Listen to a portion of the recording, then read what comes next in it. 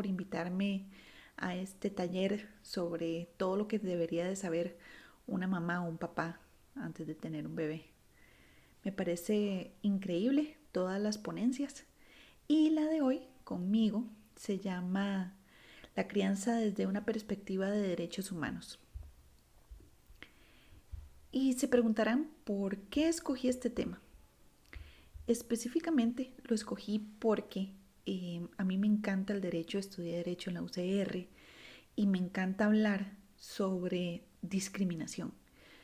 Y para mí el sector más discriminado y que no tiene voz son los niños y las niñas. Y quiero empezar diciendo esto. Yo sé que todos queremos criar con amor, con respeto y con las mejores intenciones. Y esta charla pues va a tocar temas sensibles y tal vez puede que te choque. Por eso te pido tener la mente muy abierta para aprender sobre este modo de ver la vida. Volviendo al tema, desde una perspectiva de derechos humanos, debemos remontarnos a qué es un derecho y por qué los buenos tratos hacia los menores deben ser considerados como un derecho innegable. Y si tenemos la oportunidad de educarnos sobre el tema, esto es un imperativo categórico que todas las personas deberían acatar porque está en juego la dignidad de toda la humanidad. Hay una canción que a mí me gusta que se llama Derechos Torcidos. Primero se las voy a leer y después se las voy a poner. La letra dice: miramos la misma luna, buscamos el mismo amor, tenemos la misma risa, sufrimos la misma tos. Nos dan las mismas vacunas por el mismo sarampión. Hablamos el mismo idioma con la mismísima voz. Yo no soy mejor que nadie, nadie es mejor que yo. Por eso tengo los mismos derechos que tenés vos. Y luego habla un poquito más, es una canción argentina. Cantamos el mismo himno con el mismo corazón. Tenemos las mismas leyes, la misma constitución. Pisamos la misma tierra, tenemos el mismo sol. Pinchamos la misma papa con el mismo tenedor.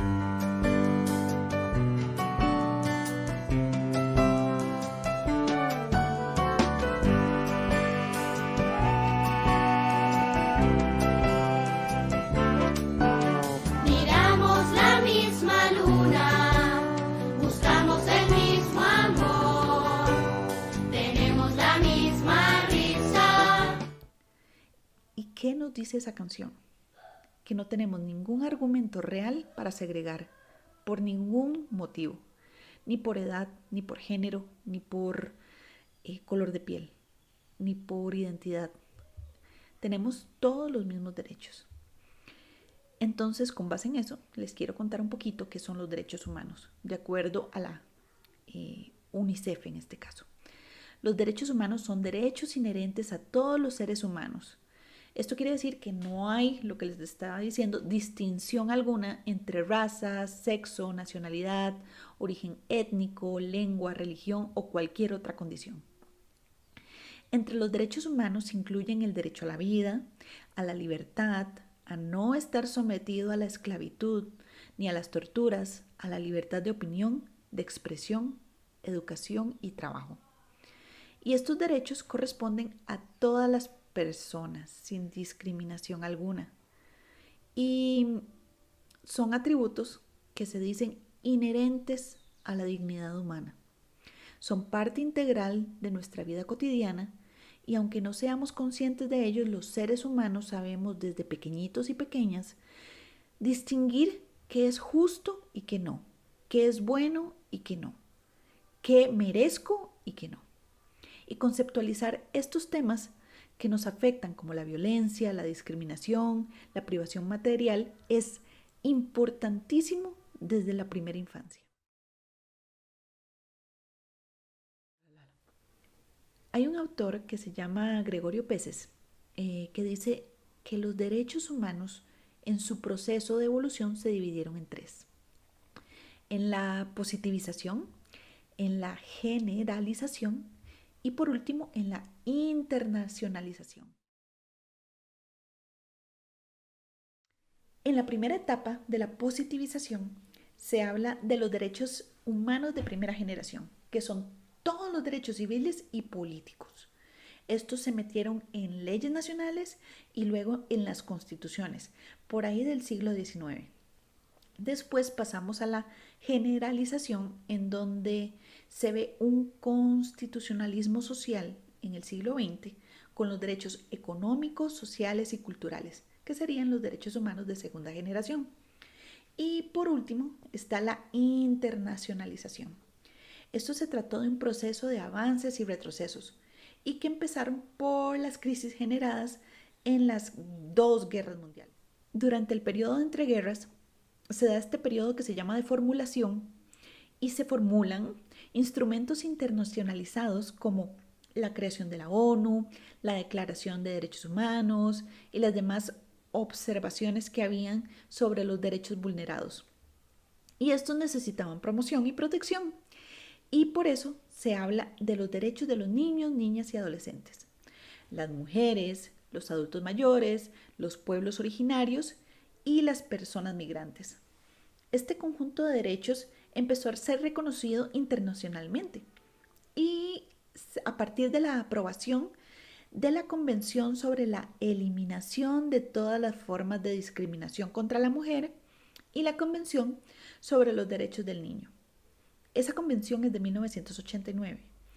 Estas convenciones internacionales establecen que los derechos humanos tienen que ser universales, su vigencia tiene que ser universal y no administrada para un cierto grupo, es decir, no puede haber discriminación por cuestiones sociales, cuestiones étnicas, de género, de edad. Son inalienables, es decir, no pueden ser negociables y el sacrificio de nuestros derechos no se justifica en ningún caso. Y son indivisibles. Todos son importantes, constituyen una totalidad y la violación de un derecho implica la violación de los demás, porque se ven desde un punto de vista escalonado. Todos están conectados. No puede garantizarse un derecho violando otro. Son obligatorios e inviolables, porque son las dos caras de una misma moneda, es decir, si son violados, dañan a las personas. En cuanto a los derechos de la niñez y adolescencia, pues los colectivos sociales que agruparon distintas minorías han tenido gran influencia en los avances del reconocimiento de los derechos de mujeres, de esclavos, de pueblos originarios. Sin embargo, como todos sabemos, ¿quién no tiene voz? Los niños y las niñas. Entonces, estos colectivos se agruparon para poder pelear por los derechos de los niños y las niñas. Y el observar que como conjunto todos estos niños y niñas y adolescentes se encontraban en una condición de vulnerabilidad, se empezó a levantar la voz. Esta es la diferencia más marcada que ha tenido el desarrollo de los derechos humanos, porque nunca han tenido ellos mismos la posibilidad de hablar, de ser escuchados. Pero esto es porque vivimos en un mundo adultocentrista. Es decir, ¿qué es adultocentrismo? Pensar solamente básicamente las necesidades del adulto y que los niños se acoplen a los adultos y no les tomamos en cuenta para nada. Entonces, inclusive los colectivos que los quieren ayudar, al seguir diciendo que ellos no tienen voz y no pasar del dicho al hecho, mantienen el status quo de que los niños y las niñas no tienen voz. Entonces, el adulto se arroga a sí mismo, pensando adultocentristamente, que los niños y las niñas no saben defenderse, que no saben lo que quieren y que sus necesidades son analógicamente entendidas por el adulto y el adulto sabe mejor que el niño. Entonces, aunque todo esto sea súper bueno y les ha dado derechos, claro que sí, pues aún siguen siendo no escuchados. En esta Convención de los Derechos del Niño y la Niña, aunque solo se llama del niño, se le aplica a todas las personas menores de 18 años. Pero hay que hablar de niños, niñas y adolescentes. Si les hablamos de menores, vamos a estar utilizando un lenguaje que no es inclusivo en cuanto a la discriminación que ha vivido como minoría la niñez y la adolescencia. Esta convención tiene 54 artículos, pero tiene 4 categorías importantes: los derechos de supervivencia, los derechos de protección, los derechos de desarrollo y los derechos de participación. En este caso, los derechos de supervivencia se habla de la vida, de la nutrición, de la salud, de un nivel de vida adecuado. En cuanto a los derechos de protección, incluye la garantía que tenemos como sociedad y como Estado de proteger el bienestar del niño o la niña y adolescente frente a cualquier tipo de abuso. Los derechos de desarrollo son, pues, asegurarse que se potencien las capacidades físicas, emocionales, intelectuales y psicológicas de los niños y las niñas y adolescentes. Y los derechos de participación, que es un derecho que para mí debería de protegerse increíblemente con todas las fuerzas que se pudiera, es que los niños y las niñas tienen la libertad y el derecho de expresar su opinión, de ser escuchados y participar en todas las cuestiones que les afecten. Y cuéntenme, ¿ustedes saben qué gobierno local, qué gobierno nacional y qué familia en realidad le toma en cuenta la opinión a su niño, niña o adolescente? Yo diría que casi ninguno. A pesar de que existen estos instrumentos, nuestras familias no los cumplen, nuestros gobiernos locales no los cumplen y nuestros gobiernos nacionales tampoco. Esto quiere decir que hemos firmado una convención que no se está cumpliendo a cabalidad. Se cumple de la boca para afuera. Y esto, pues, está incumpliendo los principios básicos de la convención, que es no discriminación, la supervivencia y desarrollo, el interés superior del menor o del niño, la niña y el adolescente y la participación. Todos estos derechos que están previstos en la convención se deben aplicar indistintamente. Todos los niños y las niñas y adolescentes tienen derecho a que les escuchen, a que los tomen en cuenta y que su interés sea prioritario, pero no lo estamos haciendo en nada. ¿Cuántas veces nosotros como familia nos aprovechamos de nuestra fuerza para realizar lo que el adulto o la adulta quiere? Siempre, siempre.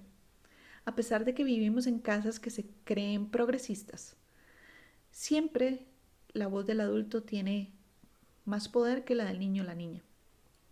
Y es porque no vivimos en una sociedad realmente que piense en los intereses del niño o la niña y el adolescente o la adolescente.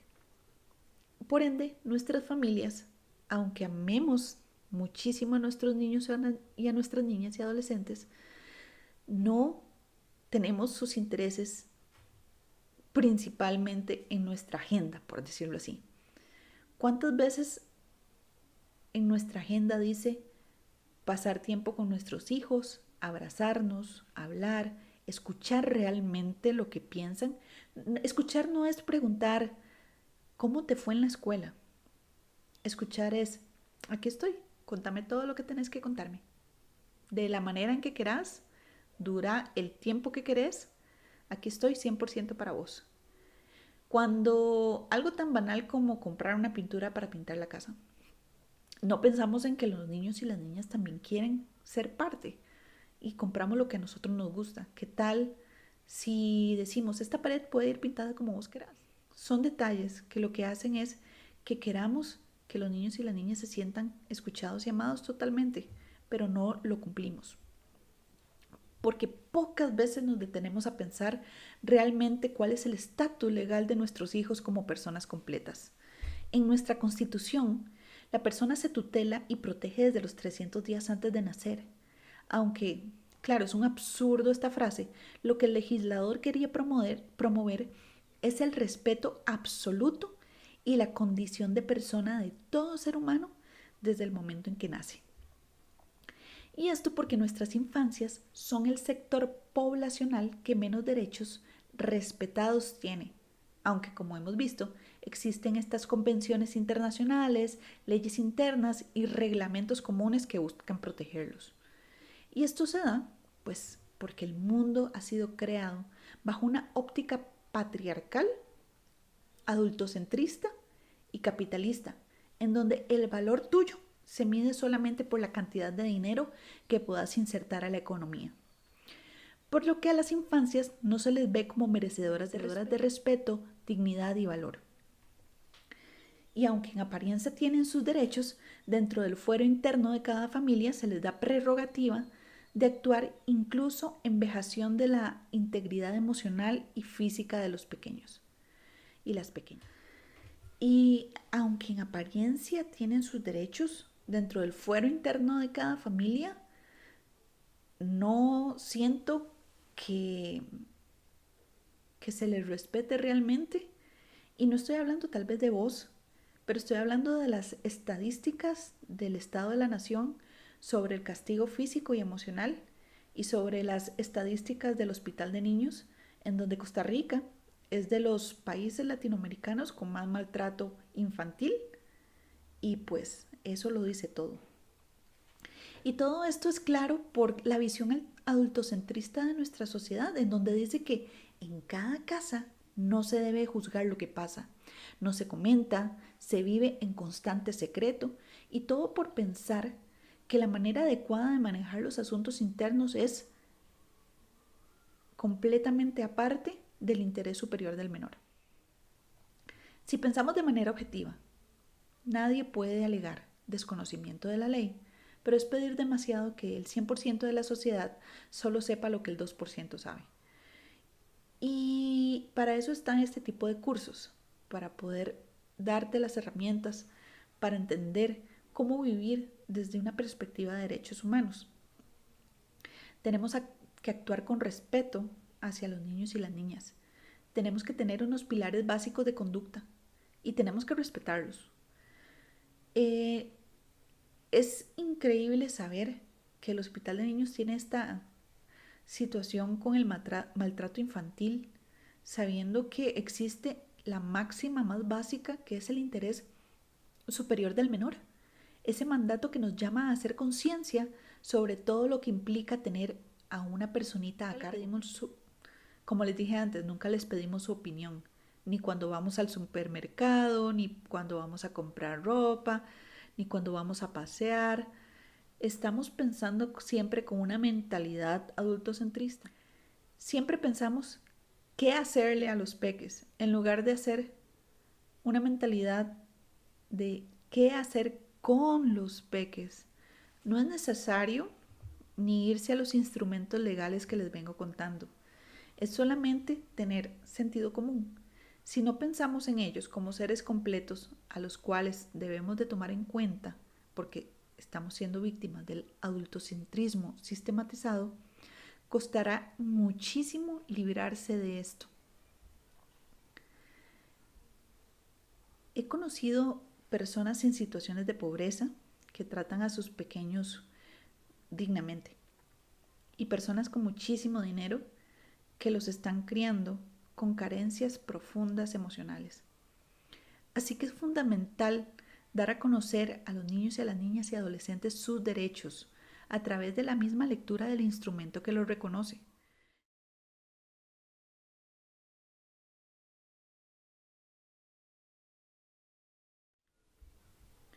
Se estima más o menos que de esta manera se podrá construir a las nuevas generaciones con una cultura de respeto hacia los derechos fundamentales y brindarles herramientas para el reclamo de tales derechos. Por otra parte, difundir cuáles son las obligaciones del Estado, de la comunidad, de los adultos respecto a los niños y a las niñas de forma general, contribuye muchísimo a la cultura de derechos humanos. Y pues hay que profundizar en el respeto de los valores democráticos.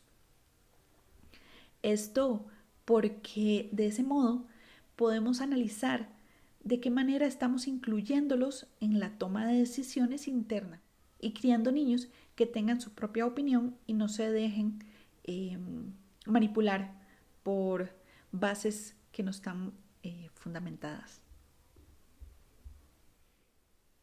Hay algunos pensadores que creen que dependiendo del momento histórico de la sociedad, se ven los resultados del acercamiento entre padres e hijos y sus costumbres, y que éstas van a ser transmitidas de generación en generación, y que de ese modo se puede ver los resultados positivos o negativos a largo plazo.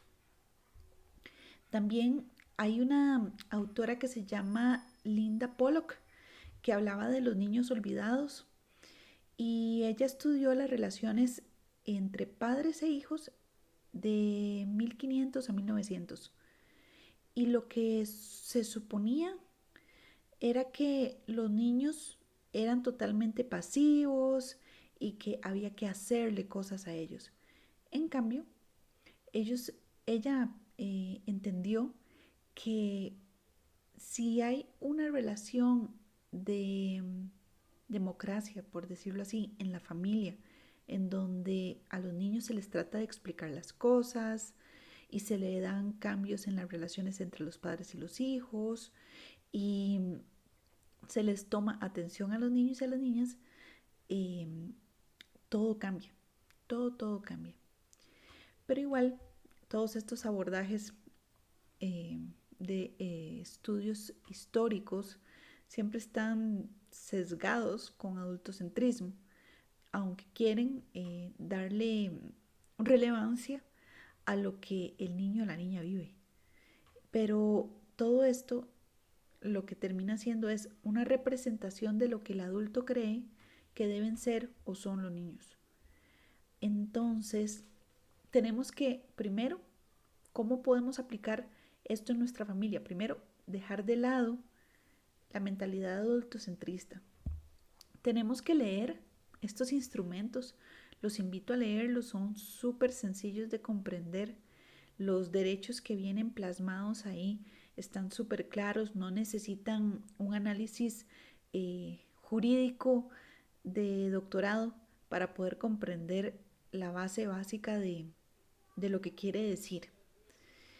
En la Convención sobre los Derechos del Niño del 89 se reconoce al niño como una persona, como un sujeto de derechos, como un ciudadano, y que estos tienen que ser garantizados sus derechos para que tenga su protección a la identidad, a la dignidad, a la libertad.